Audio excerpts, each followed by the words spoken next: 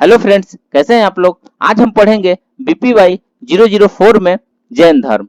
तो जैन धर्म में हमारा टॉपिक है आज का जैन धर्म के मूलभूत पवित्र ग्रंथ। तो आइए चलते हैं। तो वीडियो स्टार्ट करने से पहले जो भी फ्रेंड्स हमारे चैनल पे नए आए हैं कृपया चैनल को सब्सक्राइब कर लो और बेल आइकन को प्रेस कर दें ताकि जो भी लेटेस्ट वीडियो हमारे चैनल पे आए वो सबसे पहले आपको मिल सके। तो आइए चलते हैं जैन धर्म के मूल पवित्र ग्रंथ।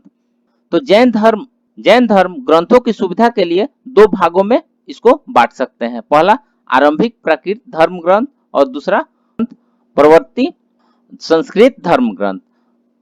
तो आइए चलते हैं नेक्स्ट। महावीर की शिक्षाएं प्रारंभ में लोगों को मौखिक रूप से दी गई थी। उनके शिष्यों गणधरों ने उसे पहले 14 पर्वों में फिर 12 अंगों में लिखा, जिन्हें बाद में संघ के अग्रणी एवं प्रथम अनुयायियों के द्वारा आस्थापूर्वक सुरक्षित रखा गया। हालांकि अंगों को लेकर कुछ सवाल अवश्य खड़े किए गए। फलस्वरूप सिद्धांतों को नया रूप प्रदान करने के लिए पाटलिपुत्र में 300 ईस्वी पूर्व एक सभा बुलाई गई। यहाँ विद्वानों ने पाया कि 12वां अंग पर्वों समेत प्रमाणिक नहीं है। भद्रबाहु जिसे यह अच्छी तरह से ज्ञात था कि सभा में सम्मिलित नहीं हो सका था क्योंकि उन्हें उस समय 12 वर्ष तक नेपाल में प्रायश्चित के पर्ण का पालन करना था। इसलिए अस्तुलभद्र को निर्देशित किया गया कि वह अपने शिष्यों के साथ भद्रबाहु के पास जाए और उनसे पर्वों को सीखे। अस्तुलभद्र ने ऐसा ही किया। फिर भी अस्तुलभद्र के बाद की 7 पीढ़ियों ने आचार्यों के बीच हस्तांतरण की प्रक्रिया के क्रम में 10वें पर्व का ज्ञान पूर्ण रूप से समाप्त हो गया। आइए नेक्स्ट देखते हैं श्वेतांबर संप्रदाय के धर्म ग्रंथ।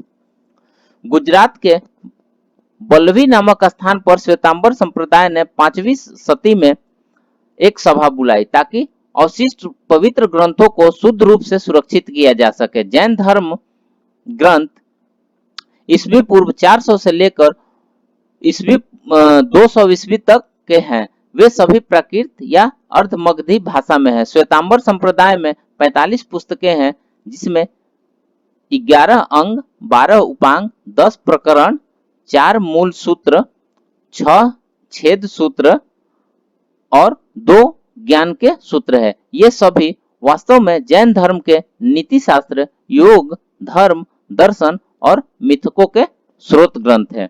आइए नेक्स्ट देखते हैं दिगंबर संप्रदाय के संस्कृत धर्म ग्रंथ। श्वेतांबरों के धार्मिक मतों के मताग्रही तत्वों से न उलझते हुए दिगंबरों ने कहा कि श्वेतांबर ग्रंथों की भाषा एवं उनकी स्वरूप प्रमाणिक नहीं है। इसके विपरीत श्वेतांबर ग्रंथों के संकलन से पहले 2 अत्यंत प्राचीन प्राकृत ग्रंथ उनके अधिकार में थे। उन 2 प्राचीन ग्रंथों पर दिगंबरों ने टीकाओं व अन्य ग्रंथों की श्रृंखला के द्वारा यह दावा किया कि उनके पास जैन सिद्धांतों के अधिकृत स्रोत है। उन्होंने अपने ग्रंथों को अनुयोग यानी टीका कहा। इस श्रेणी के जैन धर्म ग्रंथ 700 से 900 ईस्वी के मध्य संस्कृत में लिखे गए थे।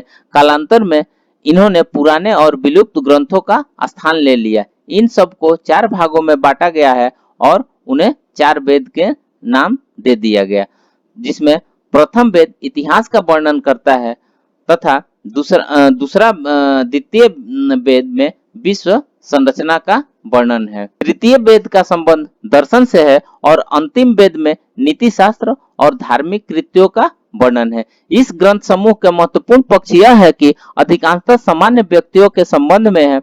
यह उन बातों को सम्मिलित करता है जो प्राक ऐतिहासिक विश्व की जानकारी तथा जैन धर्म के मानवीय संस्थाओं की उत्पत्ति व प्रतिदिन के धार्मिक कृत्यों को स्पष्ट करती है। इससे पता चलता है कि इन ग्रंथों के माध्यम से सामान्य उपासकों के जीवन को व्यथित करने की दिशा में महत्वपूर्ण विकास हुआ है।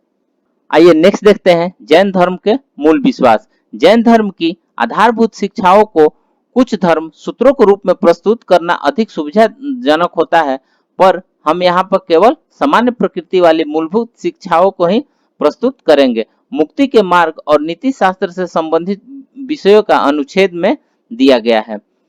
नेक्स्ट देखते हैं सभी धर्मों की ग्रंथों की एकता। जैन परंपरा का एक मूल मान्यता यह है कि तीर्थंकरों के समय से ही पवित्र धर्म ग्रंथ आवश्यक रूप से एक दूसरे से सहमत रहे, फिर चाहे उनके नाम अलग अलग क्यों न हो। प्रारंभिक तीर्थंकरों की तरह महावीर की शिक्षाएं भी जैन ग्रंथों में शामिल कर ली गई। यद्यपि विभिन्न प्रकार के मतभेद उभरे और फिर भी महावीर के आधारभूत विश्वासों पर प्रश्न नहीं उठा।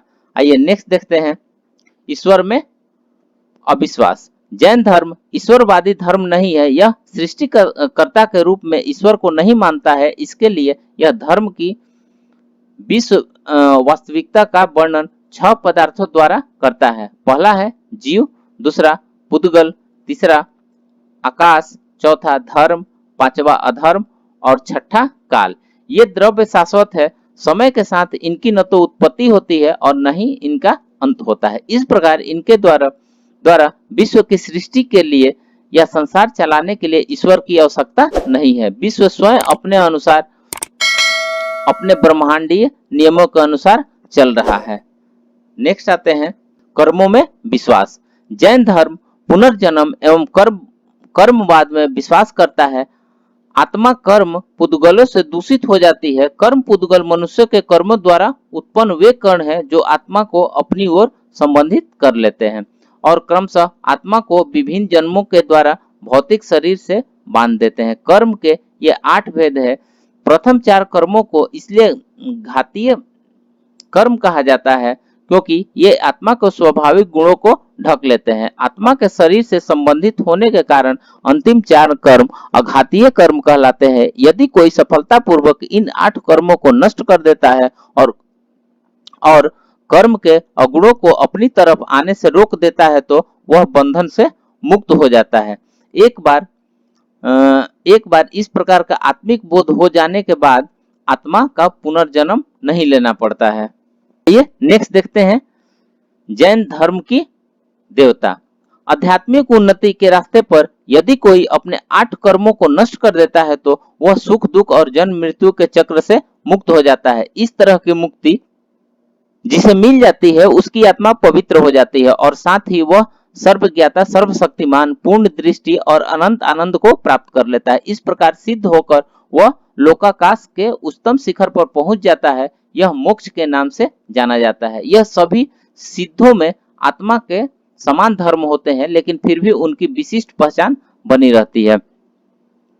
परंतु यदि कोई व्यक्ति केवल घातीय कर्मों को नष्ट कर देता है तो वह आत्मा के 4 मूल गुणों सर्वज्ञता, सर्वशक्तिमता, अनंत सुख और अनंत दर्शन को प्राप्त कर लेता है। लेकिन फिर भी वह भी मानव ही रहता है। वह धर्म की शिक्षा देता है तथा जीवन के अंत समय तक आनंदमय अवस्था में रहता है और वह जिन हो जाता है।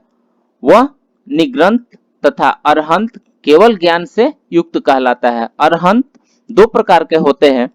यदि कोई अरहंत साधुओं और साध्वियों का संग स्थापित करता है तो तथा धर्म का परिवर्तन करता है तो वह तीर्थंकर है।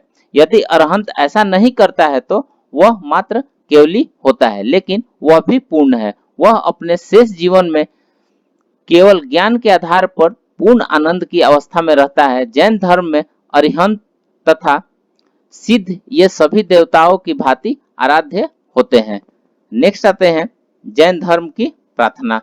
जैन अपने देवताओं, तीर्थंकरों अथवा सिद्धों से किसी प्रकार की सांसारिक वस्तु के लिए प्रार्थना नहीं करते हैं। वे किसी तीर्थंकर अथवा साधु विशेष के नाम लेकर भी प्रार्थना नहीं करते हैं। वे जीवन के कष्टों से पूर्ण छुटकारे और वास्तविक प्रसन्नता के लिए उचित मार्ग पाने हेतु 5 आराध्यों को नमन करते हैं। वे इस प्रकार से हैं। नौकार मंत्र एक सार्वभौमिक प्रार्थना है। इस प्रार्थना में जैन मतावलंबी प्रतिदिन सिर झुकाकर संपन्न करते हैं। साथ ही जब कोई अच्छा काम शुरू करते हैं तो वे यही प्रार्थना करते हैं।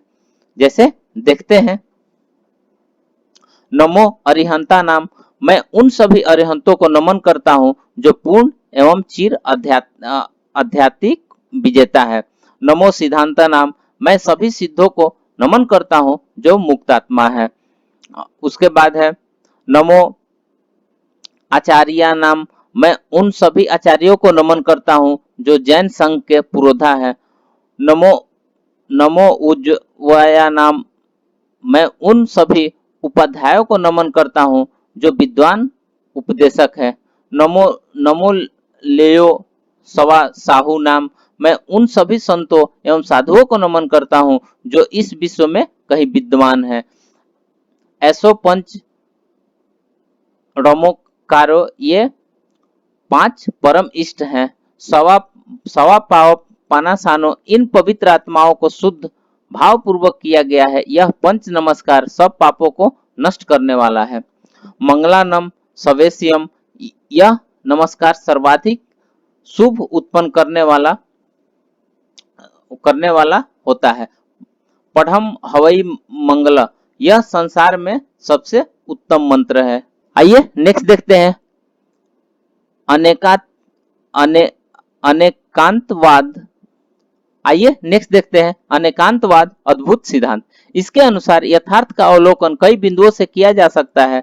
कम से कम 7 बिंदुओं से किसी वस्तु का वर्णन किया जा सकता है और सभी एक साथ समान रूप से सत्य हो सकते हैं। यह जीवन के प्रति वास्तव में एक समावेशी दृष्टिकोण है। यह वास्तव में बौद्धिक अहिंसा, जो दूसरे के दृष्टिकोणों को सम्मान देता है, का एक रूप है। यह विभिन्न संप्रदायों के विचारों में निहित विरोधी विचारों में सहिष्णुता पैदा करता है। हमारे आज के बहुधर्मी समाज के लिए इसकी बहुत ही प्रासंगिकता है। तो फ्रेंड्स, इस प्रकार से हमने जैन धर्म की मूलभूत पवित्र ग्रंथ के बारे में पढ़ा। तो हम बने रहिए वीडियो पे, तब तक से मिलते हैं फिर एक नए वीडियो के साथ में। तब तक के लिए अपना ख्याल रखिए। धन्यवाद।